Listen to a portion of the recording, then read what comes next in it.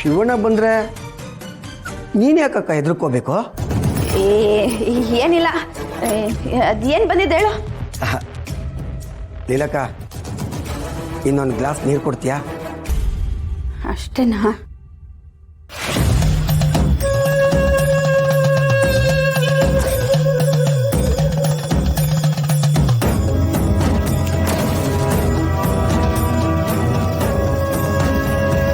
ಲೀಲಕ್ಕ,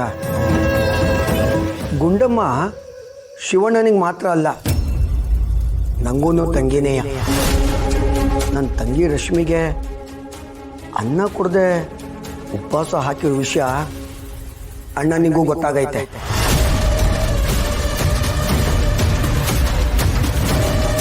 ನೋಡ್ಲಿಲ್ಲಕ್ಕ, ಈ ವಿಷಯ ನನಗೂ ಯಾವತ್ತೂ ಗೊತ್ತಾಗಿತ್ತು. ಅಣ್ಣನಿಗೆ ಗೊತ್ತಾದರೆ ನಿನ್ನನ್ನು ಜೀವ ಸಹಿತ ಉಳ್ಸಕ್ಕಿಲ್ಲ ಅನ್ನೋ ಒಂದೇ ಒಂದು ಕಾರಣಕ್ಕೆ ಆ ಬೆಂಕಿ ಅಂತ ಸತ್ಯನ ನನ್ನ ಹೊಟ್ಟೆಯಲ್ಲಿ ಇಟ್ಕೊಂಡು ಇಷ್ಟು ದಿನ ಬದುಕಿದ್ದೆ. ಇನ್ನು ಮುಂದೆ ನನ್ನ ತಂಗಿ ಹೊಟ್ಟೆನಾಗೆ ಒಂದೇ ಒಂದು ತುತ್ತು ಹೋಗೋಷ್ಟು ಜಾಗ ಉಳ್ಕೊಂಡ್ರುವೆ ನಾನು ಸುಮ್ಮನೆ ಇರೋಕ್ಕಿಲ್ಲ. ಹಿಂಗೆ ನೀರು ಕುಡಿಯೋಕೆ ಅಂತ ಬರ್ತೀನಿ, ಕತ್ತನ್ನ ಕಸಕ್ಕಂತ ಕೊಯ್ದ್ಬಿಟ್ಟು ಹೋಯ್ತಾ ಇರ್ತೀನಿ.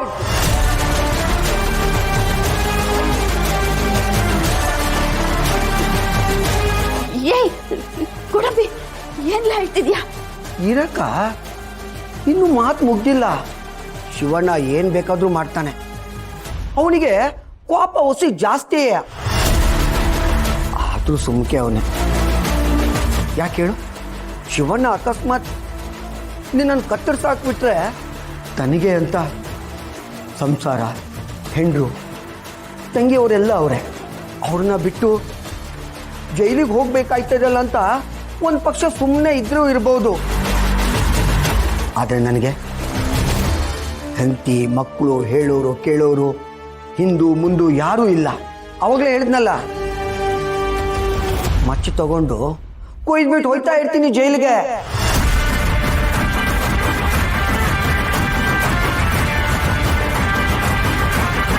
ಹಿಡಿಯೋಕ್ಕೂ ಯಾರೂ ಇಲ್ಲ, ತಡೆಯೋಕ್ಕೂ ಯಾರೂ ಇಲ್ಲ. ಇಲ್ಲಕ್ಕ, ನೀರು ತುಂಬ ಚೆನ್ನಾಗಿತ್ತು. ಬರ್ತೀನಿ ಕಣಕ್ಕ, ಹುಷಾರು.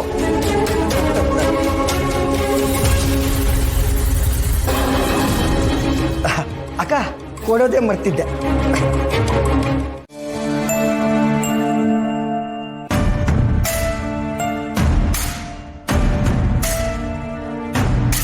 ಅದಕ್ಕೆ ನೀನು ತುಂಬ ಲೇಟಾಗಿ ಬಂದೆ. ಯಾಕೆ ಬಾನು? ಏನು ಹಂಗೆ ನೋಡ್ತಿದ್ದೀರಾ? ಇದನ್ನೆಲ್ಲ ಯಾರು ತಂದಿರ್ಬೋದು ಹೇಳು? ಇದೇನಿದು ಇಷ್ಟೊಂದು ಮೂಟೆ?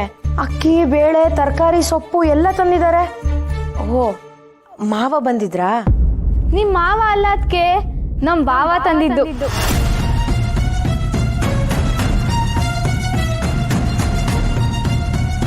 ಅಣ್ಣ ಬಂದಿದ್ನಾ? ಹ್ಞೂ, ಈಗಷ್ಟೇ ಸ್ವಲ್ಪ ಹೊತ್ತಾಯ್ತು. ಇದನ್ನೆಲ್ಲ ಇಳಿಸಿದ್ರು, ಆಮೇಲೆ ಏನು ಹೇಳಿ ಹೊರಟೋಗ್ಬಿಟ್ರು. ಅಯ್ಯೋ ದೇವ್ರೆ, ಅಣ್ಣಂಗೆ ನನಗೆ ಅನ್ನ ಹಾಕ್ತಿಲ್ಲ ಅನ್ನೋ ವಿಷಯ ಗ್ಯಾರಂಟಿ ಗೊತ್ತಾಗಿರುತ್ತೆ. ಏನಪ್ಪ ಮಾಡಲಿ? ಅಣ್ಣ ಅದಕ್ಕೋಸ್ಕರನೇ ಇದೆಲ್ಲ ಮಾಡಿ ಹೋಗಿದ್ದಾನೆ. ಅವನಿಗೆ ಅದೆಷ್ಟು ನೋವಾಗಿರುತ್ತೋ ಏನೋ. ಅದಕ್ಕೆ ಏನಾಯ್ತು? ಅದಕ್ಕೆ ಅಮ್ಮ ಏನಾರು ಅಂದ್ರಾ? ಇರು ಕೇಳ್ತೀನಿ. ಅಮ್ಮ, ಅಮ್ಮ ಬಾರಮ್ಮ. ಅಮ್ಮ, ಅಮ್ಮ, ಏನೇನಿಂದು? ನಂದೇನಂಗೆ ಆಗೈತಿಲ್ಲಿ? ನಂದೆಲ್ಲಿ ಇಡ್ಲಿ ಅಂತ ಇವಳೊಬ್ಳು. ಹೋಗೋ. ಅಮ್ಮ, ನಿನ್ನ ಅತ್ತಿಗೆಗೆ ಏನಾರು ಅಂದ? ಇವಳಿನ್ನು ಈಗಷ್ಟೇ ಬರ್ತಾ ಇರೋದು, ಅಷ್ಟರೊಳಗೆ ಏನಂದ್ಬಿಡ್ತೀನಿ. ಹೋಗೋ. ನಾನು ಅಂದ್ ನೋಡು, ಗನ್ ತಗೊಂಡು ಡುಮ್ ಅನ್ಸ್ಬಿಡ್ತೀನಿ. ಎಲ್ಲ ನನ್ನ ಕರ್ಮ, ನನ್ನ ಹಣೆ ಬರಹನೇ ಇಂಥದ್ದಾಗ್ಬಿಟ್ಟೈತೆ. ಒಂದು ಕಡೆ ನನ್ನ ಗಂಡ ಹೋಗಿದ್ದಾವನೆ, ಇನ್ನೊಂದು ಕಡೆ ಮಗಳು ಹೋಗಿದ್ದಾವಳೆ. ಎಲ್ಲ ಹೋಗ್ಲಿ ಬಿಡು ಅಂದ್ಕೊಂಡ್ರೆ ಆ ಕೆಲ್ಸದವ್ ನನ್ನ ಕೂಲಿ ನನ್ನ ಮಗ ಗೋಡಂಬಿನೂ ಒಗದು ಉಪ್ಪಾಗ್ತಾವನೆ. ಒಂದು ಜೀವನ.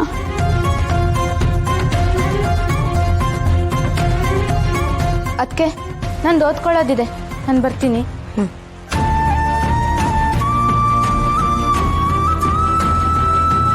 ಅಣ್ಣಂಗೆ ನನ್ನ ಬಗ್ಗೆ ಯಾವ ಒಂದು ಸತ್ಯ ಗೊತ್ತಾಗಬಾರ್ದು ಅಂತ ಅನ್ಕೊಂಡಿದ್ನೋ, ಆದರೆ ಅಣ್ಣಂಗೆ ಈ ವಿಷಯನೂ ಗೊತ್ತಾಗೋಗಿದೆ ಅನ್ಸುತ್ತೆ. ಅಯ್ಯೋ, ಇದೆಲ್ಲ ಗೊತ್ತಾದ್ಮೇಲೆ ಅದೆಷ್ಟು ಸಂಕಟ ಪಟ್ಟಿರ್ತಾನೋ ಏನೋ. ಅಯ್ಯೋ ಏನು ಮಾಡಲಿ? ಅದನ್ನ ಒಂದಲ್ಲ ಒಂಥರ ಬಗೆಹರಿಸ್ಬೋದು ಕಲ, ಕೂತು ಮಾತಾಡಿ ಬಗೆಹರಿಸ್ಬೋದು. ಹಿಂಗೆ ಮುಚ್ಚಿಟ್ರೆ ನಾನು ಏನೆಲ್ಲ ಮಾಡೋಕ್ಕಾಯ್ತದೆ? ಅಲ್ಲ ಗುಣಬಿ, ನಮ್ಮ ಪಾರಿ ಹೇಳಕ್ಕಿಲ್ವಾ, ಜ್ವರ ಬಂದ್ರೆ ಆ ಕ್ಷಣನೇ ಬಂದು ತೋರ್ಸ್ಕೋಬೇಕು ಅಂತ. ಅದು ಸಣ್ಣದಾಗೆ ಹೋಗ್ಬೋದು, ಆದ್ರೆ ಅಕಸ್ಮಾತ್ ದೊಡ್ಡ ಕಾಯಿಲೆ ಆಗ್ಬಿಟ್ರೆ ಅದೇ ಪಾಠ ಸಂಸಾರಕ್ಕೂ ಅನ್ವಯಿಸುತ್ತೆ ಅಲ್ವಲ್ಲ.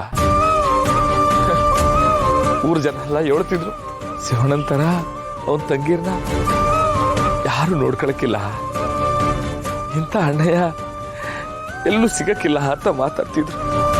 ಇವಾಗ ತಂಗಿರ್ ನೋಡ್ಕೊಳ್ಳೋ ಊಟ ಇದು ಅಂತ ನನ್ ಬಯ್ಯಂಗ ಮಾಡ್ಬಿಟ್ರಲ್ಲ. ಹಿಂಗಾಗ್ಬಾರ್ದು ಕಲಾ, ಹಿಂಗಾಗ್ಬಾರ್ದು. ನಮ್ ತಂಗಿರೋ ನೆಮ್ಮದಿ ಖುಷಿಯಾಗಿರ್ಬೇಕು. ಸರಿ ಬಿಡು, ಆಗಿದ್ದಾಗೋಯ್ತು ಕಲಾ. ಇನ್ಮ್ಯಾಕಿಂತ ನನ್ನ ತಂಗಿರ ವಿಷಯದಲ್ಲಿ ಹಿಂಗೇನೇ ಗೊತ್ತಾದ್ರು ನಾನು ತಾವು ಬಂದು ಹೇಳ್ಬೇಕು. ಅವ್ರಿಗೆ ಏನಾದ್ರೂ ತೊಂದರೆ ಆಗ್ತಿದ್ದು ನನ್ನ ಸಣ್ಣ ಸುಳಿವು ಸಿಕ್ಕರು ನನಗೆ ಮೊದಲು ಬಂದು ಹೇಳ್ಬೇಕು. ಸರಿನಾ? ಹೇಳು. ಮಾಕಾಳವ ಅವಳೆ ಕಲ, ಅವಳೆಲ್ಲ ಸರಿ ಮಾಡ್ತಾಳೆ. ಒಳ್ಳೆಯವ್ರಿಗೆ ಯಾವಾಗಲೂ ಒಳ್ಳೇದೇ ಆಯ್ತದ ಕಲ, ಒಳ್ಳೇದೇ ಆಯ್ತದೆ. ಮಾಕಾಳವ ಸರಿ, ನೀನು ಅಂದ್ಕೋಬೇಡ, ಅಂಗಡಿಗೆ ಹೋಗು. ಸರಿ, ನಾ ಮನೆಗೆ ಹೋಗಿ ಬರ್ತೀನಿ.